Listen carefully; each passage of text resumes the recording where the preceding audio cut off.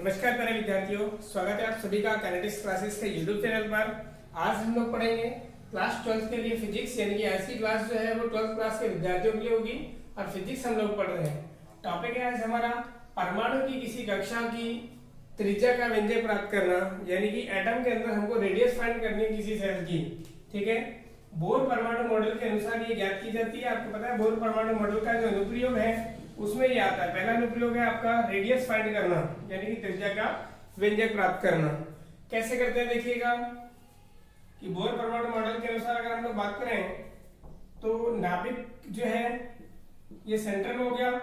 ये परमाणु का क्या है, नाभिक यानी कि न्यूक्लियस है, और इसके अराउंड क्या है, सेल्स। इसके अराउंड क्या है, सेल्स है, यानी कि कक्षाएं हैं, और इन कक्षाओं में इलेक्ट्रॉन चक्कर लगा रहा है। तो हमें किसी कक्षा की और त्रिज्या ज्ञात करनी है। जैसे सपोज दैट पहली कक्षा की त्रिज्या ज्ञात करनी है, तो नाभिक से इस कक्षा की जो ये दूरी है यही इसकी क्या है, त्रिज्या। ऐसे मुझे सेकंड की ज्ञात करनी है, तो यहाँ से यहाँ तक की जो दूरी है यही क्या है, इसकी त्रिज्या। और इसके अगर अराउंड एक और सेल होती तो इसके इस तरीके से यहाँ से यहाँ तक की जो डिस्टेंस है ये वाली, ये भी क्या है, इसकी त्रिज्या है। तो हमें इसका सूत्र ज्ञात करना है कि कितना इसका फॉर्मूला हमें प्राप्त रहेगा। इस तरीके से हम लोग एन लास्ट वाली कक्षा के लिए निकाल सकते हैं। जो एनवीं कक्षा है उसकी रेडियस भी हम लोग ज्ञात कर सकते हैं। वो हो जाएगी हमारे लिए कितनी, Rn। वो कितनी हो जाएगी, वो Rn हो जाएगी। बिल्कुल, तो ये फाइंड करना चाहते हैं हम लोग। और बोर परमाणु मॉडल आपको पता है कि किन के लिए लागू होता है। तो बोर परमाणु मॉडल आपको पता है कि वो लागू होता है ऐसे परमाणुओं के लिए जिनके पास इलेक्ट्रॉन की संख्या कितनी होती है, एक होती है। यानी कि हाइड्रोजन और हाइड्रोजन स्पीशीज जो होते हैं, यानी कि हाइड्रोजन हो गया उस पर लागू रहेगी। हीलियम पर लागू नहीं होती है, लेकिन हीलियम +1 पर लागू हो जाती है। ऐसे लिथियम पर लागू नहीं होती है, लिथियम +2 पर लागू हो जाती है। तो ये बोर परिकल्पना के अनुसार निकाली जाती है। तो उसका पहली परिकल्पना क्या है, तो यहाँ से अगर हम लोग डेरिवेशन को देखो स्टार्ट करते हैं। बोर की प्रथम परिकल्पना, बोर की प्रथम जो परिकल्पना है उसको लिखिए सबसे पहले। बोर की प्रथम परिकल्पना आपको पढ़ा रखी है। क्या होती है बोर की प्रथम परिकल्पना, सुनिएगा ध्यान से, कि बोर परमाणु सिद्धांत के अनुसार या बोर के अनुसार इलेक्ट्रॉन जो है वो नाभिक के चारों ओर वृत्ताकार कक्षा में चक्कर लगाता है। बिल्कुल, तो चक्कर लगाने के लिए आवश्यक जो अभिकेंद्रीय बल है, आवश्यक जो अभिकेंद्रीय बल है वो इलेक्ट्रॉन, जैसे मान लो इस कक्षा के लिए निकालो मैं, इलेक्ट्रॉन और नाभिक, इलेक्ट्रॉन और नाभिक के बीच लगने वाले विद्युत आकर्षण बल द्वारा या स्थिर विद्युत आकर्षण बल द्वारा उपलब्ध कराया जाता है। यानी कि यहाँ पे इसकी अगर बात करता हूं मैं इसकी, ठीक है, तो ये मान लिया मैंने, ये रेडियस कितनी है हमारे पास में, Rn। बिल्कुल सर, इलेक्ट्रॉन पर आवेश कितना होता है, E। नाभिक में आवेश कितना होता है, तो नाभिक के अंदर आवेश देता है प्रोटॉन। प्रोटॉन पर आवेश इलेक्ट्रॉन के समान ही होता है, प्रकृति जो है वो विपरीत होती है। तो इलेक्ट्रॉन E मान लिया, तो प्रोटॉन पर आवेश भी E मान लिया। परिमाण कितने प्रोटॉन है उसको हमने मान लिया परमाणु क्रमांक के बराबर, यानी कि Ze। तो नाभिक में आवेश कितना हो गया, Ze। इलेक्ट्रॉन पर आवेश कितना हो गया, E। तो अभिकेंद्रीय बल जो है वो कौन उपलब्ध कराएगा, वो उपलब्ध कराएगा नाभिक और इलेक्ट्रॉन के बीच में लगने वाला स्थिर विद्युत आकर्षण बल। यानी कि प्रथम परिकल्पना से mv²/r ये अभिकेंद्रीय बल किसके द्वारा उपलब्ध कराया जाएगा, ये उपलब्ध कराया जाएगा नाभिक और इलेक्ट्रॉन के बीच में लगने वाले आकर्षण बल द्वारा। तो विद्युत आकर्षण बल होता क्या है, तो वो आपको पता है कि F = k q1 q2 upon में क्या होता है, r²। बिल्कुल, तो यहाँ पे लिखोगे आप F = k, तो सबसे पहले क्या लिख दोगे, k। q1 कितना है, नाभिक पर आवेश ले लो, तो वो कितना है हमारे पास में, Ze। q2 कितना है, इलेक्ट्रॉन पर आवेश ले लो, इंटू हो जाएगा E बटे में r² यानी बीच की दूरी का स्क्वायर। ये हो जाएगा हमारे पास में क्या, Rn²। या तो आप Rn ले लो इसको, या फिर R ले लो, कि रेडियस मैंने क्या मान ली, R मान ली, मान लो, तो R ले लीजिए। R से मैंने R को क्या कर दिया, कैंसिल। तो यहाँ पर क्या रहा, mv² = kZe² अपॉन में R। इसको हमने इक्वेशन नंबर 1 रख दिया। ये हुई आपकी प्रथम परिकल्पना। आगे है द्वितीय परिकल्पना।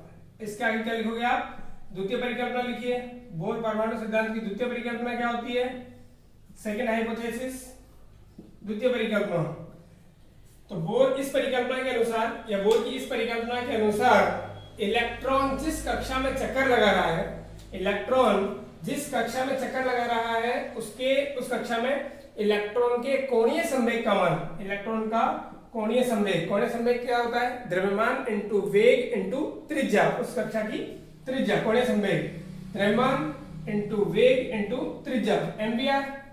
ठीक, कोणीय संवेग का मान h अपॉन 2 पाई के पूर्ण गुणज के क्या होता है? बराबर होता है। पूर्णांक संख्या से गुणा कर दोगे h अपॉन 2 पाई को तो ये बराबर होगा किसके? कोणीय संवेग के। द्वितीय परिकल्पना के अनुसार इलेक्ट्रॉन जिन कक्षाओं में चक्कर लगाता है उन कक्षाओं में इलेक्ट्रॉन के कोणीय संवेग का मान h अपॉन 2 पाई के पूर्ण गुणज के बराबर होता है, यानी कि एम्पियर बराबर NH अपॉन 2 पाई ये होता है। और यहां से इसको हमने डाल दिया समीकरण नंबर 2। तो समीकरण 2 से आप या इक्वेशन सेकंड से आप v की वैल्यू फाइंड कर लीजिए। तो यहां से v की वैल्यू अगर फाइंड करोगे तो क्या आएगा? NH अपॉन में 2 पाई एज इट इज, और डिवाइड में किसको लेंगे हम लोग? m इंटू r को। ये v का मान आ गया।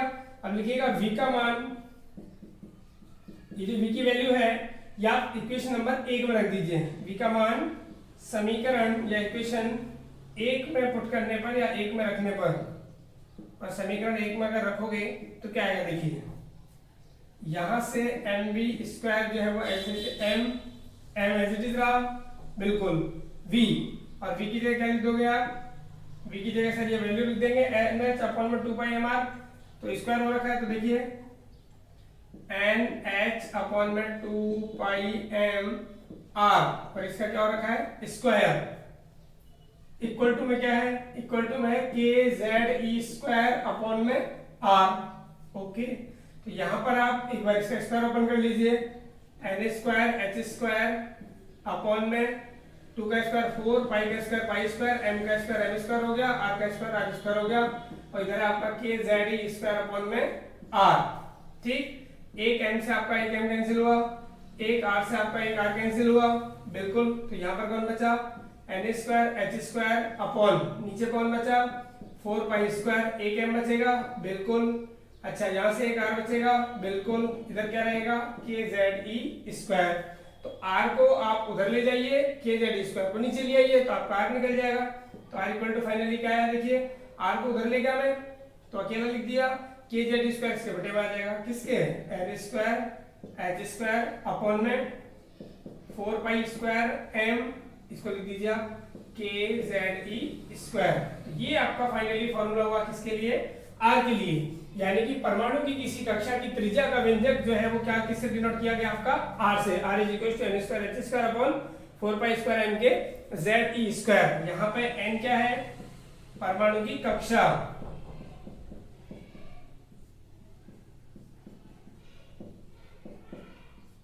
परमाणु की कक्षा, और परमाणु की कक्षा नहीं, पहली कक्षा, दूसरी कक्षा, तीसरी कक्षा, इस तरीके से अनंत कक्षाओं तक इसकी वैल्यू हो सकती है, बिल्कुल। h क्या है? आपको पता है प्लांक नियतांक है, इसकी वैल्यू कितनी होती है? 6.626 into 10⁻⁻34 जूल पर केल्विन, सॉरी जूल प्रति हर्ट्ज होती है, केल्विन नहीं, जूल पर हर्ट्ज। ठीक है, 4 एज इट इज, पाई की वैल्यू जानते ही हो। ये मास द्रव्यमान है किसका? इलेक्ट्रॉन का। वो कितना होता है? 9.1 into 10⁻31 kg। z क्या है? परमाणु क्रमांक। कि हाइड्रोजन है तो z की वैल्यू 1 हो जाएगी, हीलियम +1 है तो 2 हो जाएगी, ऐसे Li+2 है तो 3 हो जाएगी, यानी हाइड्रोजन की स्पीशीज होना चाहिए। ठीक, अच्छा, z परमाणु क्रमांक हो गया। E क्या है? तो E इलेक्ट्रॉन पर आवेश है, 1.7 × 10⁻⁻19 कूलम। ये आपके वैल्यू है। ये वैल्यू जो यहाँ पर आप पुट करोगे तो फाइनली आपको जो r की वैल्यू मिलेगी, यहाँ से ऊपर से कौन रह जाएगा? n स्क्वायर, क्योंकि ये बदलता रहेगा। परमाणु की कौन सी कक्षा के लिए काम करना है आपको, तो n बदल सकता है, और एक z ये भी आपको बदल जाएगा। हाइड्रोजन के लिए 1 होता है, हाइड्रोजन एटम के लिए बात करोगे तो z की वैल्यू 1 है, हीलियम +1 के लिए काम करोगे तो z की वैल्यू 2 है, लिथियम +2 के लिए z की वैल्यू जो है वो 3 है। इस तरीके से तो z बदल जाएगा, तो n स्क्वायर को छोड़ दीजिए और z को छोड़ दीजिए।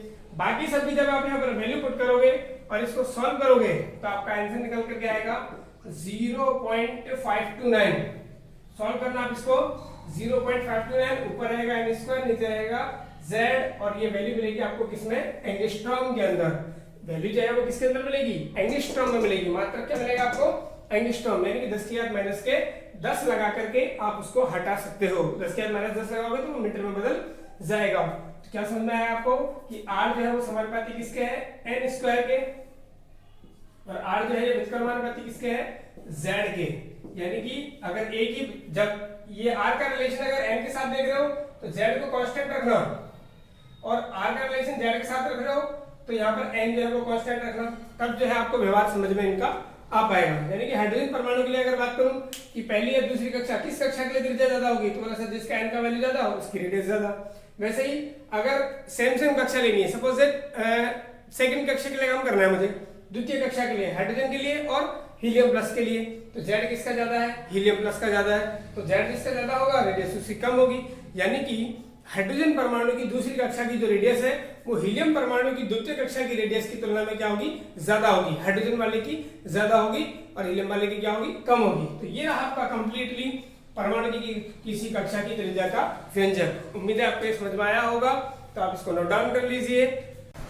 आगे हम चलते हैं इसके ऊपर, मैं आपको कुछ कंसेप्चुअल जो है वो क्वेश्चन बता देता हूँ।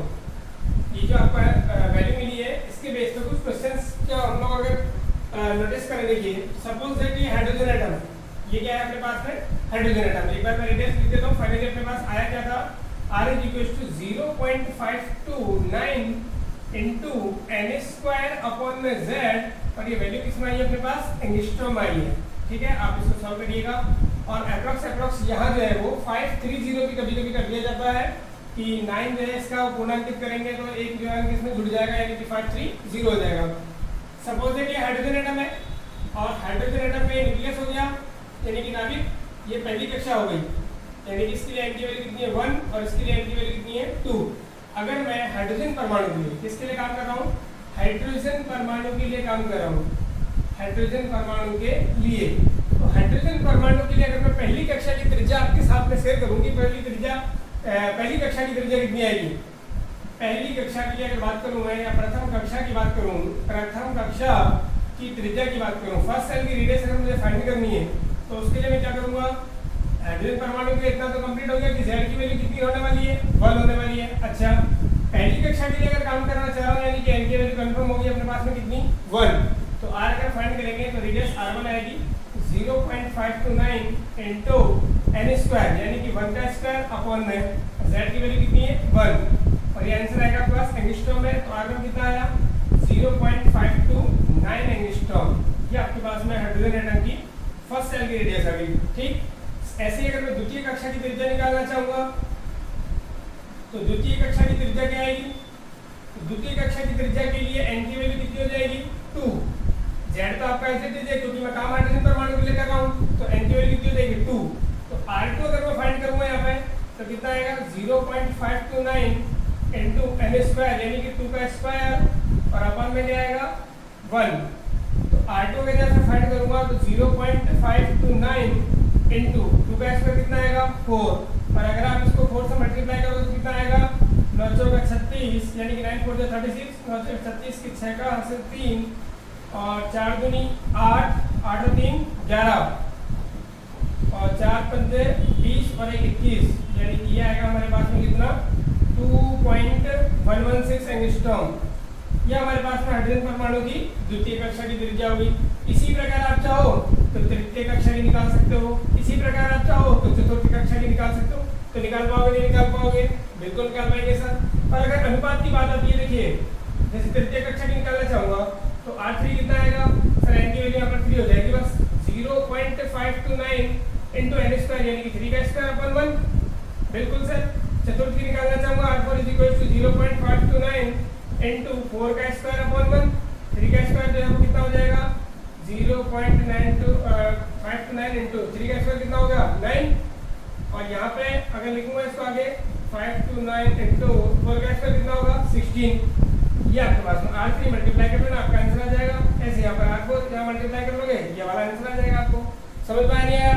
और वही अगर मैं इनका रेशियो आपसे पूछ लूं कि हाइड्रोजन परमाणु के लिए पहली कक्षा, द्वितीय कक्षा, तृतीय कक्षा और चतुर्थ कक्षा, या आगे पूछ लूं तो उनकी त्रिज्या का अनुपात क्या होगा, तो अनुपात आपको समझ में आ रहा है। यहाँ पर कितना है 0.529 into 1।